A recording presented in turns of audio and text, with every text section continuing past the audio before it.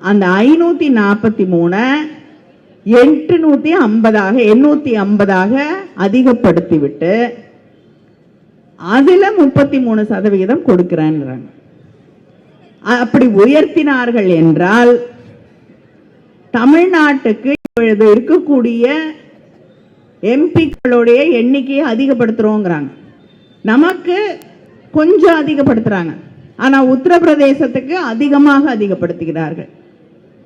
அவங்களுக்கு ஓட்டு போடக்கூடிய ராஜஸ்தான்ல இன்னும் அதிகமாக, பீகார்ல அதிகமாக, இப்படி அதிகப்படுத்தி அவங்களுக்கு சப்போர்ட் பண்ணக்கூடிய, அவங்களுக்கு ஒருவேளை வாக்களிக்க கூடிய வாய்ப்பு இருக்கிறது என்று நினைக்கக்கூடிய ஹிந்தி பேசக்கூடிய அந்த மாநிலங்களுடைய வாக்குகளை எல்லாம் அதோடு சேர்த்து குஜராத் போன்ற மாநிலங்களுடைய எம்பிக்களை எல்லாம் கணக்கெடுத்து பார்த்தீங்கன்னா கிட்டத்தட்ட 544 வந்துடும்.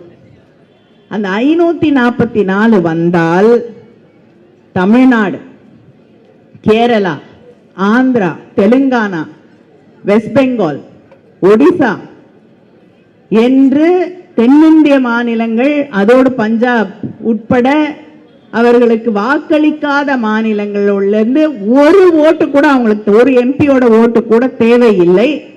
தேவைப்படாமல் அவங்க நினைச்ச எந்த சட்டத்தை வேணாலும் கொண்டு வரலாம். அரசியல் அமைப்பு சட்டத்தை மாற்ற முடியும். ஏன் குடியரசு தலைவர் தேர்தலில் கூட நம்ம கிட்ட வந்து ஓட்டு கூட கேட்க வேண்டிய அவசியம் இல்லை. இப்படி நமக்கு அங்கே டெல்லிக்கு போயிட்டு வந்து வேலையே இல்லை. நம்ம எது சொன்னாலும் அவங்க கணக்கில் எடுத்துக்க வேண்டிய அவசியம் இல்லை. இப்படி நம்முடைய உரிமைகளை பறிக்கிறதுக்கு மகளிருக்காக நாங்கள் ஒரு சட்டத்தை கொண்டு வருகிறோம் என்று ஒரு பொய்யை சொல்லி, ஒரு போலி வேஷத்தை போட்டு சட்டத்தை கொண்டு வந்தார்கள்.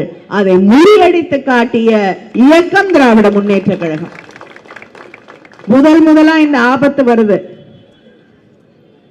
தொகுதி மறுசீரமைப்பு என்று சொல்லி அந்த பேரில் மாநில உரிமைகளை பறிக்க போகிறார்கள் என்று இந்தியாவில் இருக்கக்கூடிய அத்தனை முதலமைச்சர்களுக்கும் கடிதம் எழுதிய தலைவர் முத்துவேல் கருணாநிதி ஸ்டாலின்.